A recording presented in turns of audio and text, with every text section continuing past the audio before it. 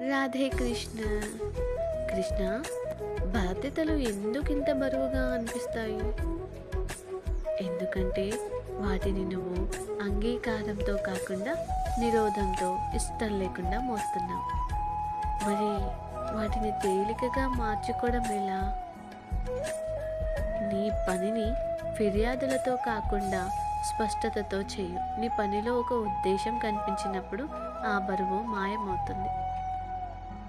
కానీ నాకు ఇంకా సిద్ధంగా ఉన్నాను అనిపించకపోతే? సిద్ధంగా ఉండడం అనేది ఒక భావన కాదు అర్జున, అది ఒక నిర్ణయం. నువ్వు బాధ్యతలను స్వీకరించక ముందే ఎదగవు, వాటిని నిర్వహిస్తూనే ఎదుగుతావు. ఒకవేళ ప్రయత్నిస్తూ విఫలమైతే అప్పుడు కూడా నువ్వు అసలు ప్రయత్నమే మొదలుపెట్టని వారి కంటే ముందుంటావు. బాధ్యత అంటే పరిపూర్ణత సాధించడం కాదు, అంకిత భావంతో పాల్గొనడం.